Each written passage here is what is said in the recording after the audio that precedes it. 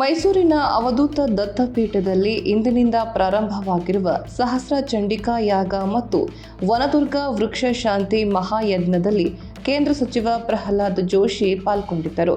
ಈ ವೇಳೆ ಗಣಪತಿ ಸಚ್ಚಿದಾನಂದ ಸ್ವಾಮೀಜಿ, ಶಾಸಕ ಟಿಎಸ್ ಶ್ರೀವತ್ಸ, ಬಿಜೆಪಿ ನಗರಾಧ್ಯಕ್ಷ ಎಲ್ ನಾಗೇಂದ್ರ, ಜೋಗಿ ಮಂಜು ಸೇರಿದಂತೆ ಹಲವರು ಉಪಸ್ಥಿತರಿದ್ದರು. ಬಳಿಕ ಪ್ರಹ್ಲಾದ್ ಜೋಶಿ ಮಾತನಾಡುತ್ತಾ, ದೇಶದಲ್ಲಿ ಕಳೆದ 11 ವರ್ಷಗಳಲ್ಲಿ 17% ಕಾಡು ವೃದ್ಧಿಯಾಗಿದೆ.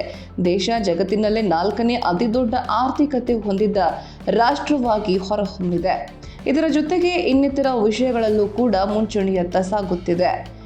ಜಗತ್ತಿನಲ್ಲಿ ಶಾಂತಿ, ನೆಮ್ಮದಿ ನೆಲೆಸಲು ಹಾಗೂ ಪರಿಸರ ಸಮತೋಲನ ಕಾಪಾಡಿಕೊಳ್ಳುವಲ್ಲಿ ಭಾರತದ ಪಾತ್ರ ಹಿರಿಯದು ಎಂದರು.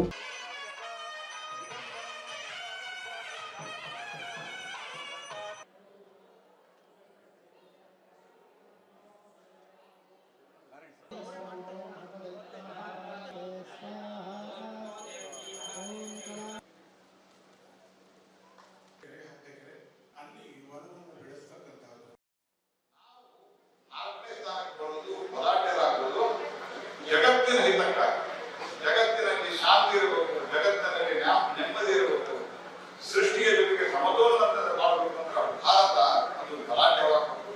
ಅದಕ್ಕೆ ಪೂಜ್ಯ ಸ್ವಾಮಿಗಳು ಯಾವತ್ತೂ ಆಶೀರ್ವಾದವನ್ನು ಕೊಟ್ಟಿದ್ದಾರೆ ಮತ್ತು ಈ ಸೃಷ್ಟಿಯನ್ನ ಕಾಪಾಡುವುದು ಎಷ್ಟು ಮಹತ್ವ ಅನ್ನುವಂಥ ದೃಷ್ಟಿಯಿಂದಲೇ ಈ 9,000 ವೃಕ್ಷಗಳು ಅದಕ್ಕೆ ಪೂಜೆ ಅದನ್ನು ಬೆಳೆಸುವಂತಹದ್ದು, ನಮ್ಮ ಮಗುವಿನಂತೆ ನೋಡಿಕೊಳ್ಳುವಂಥದ್ದು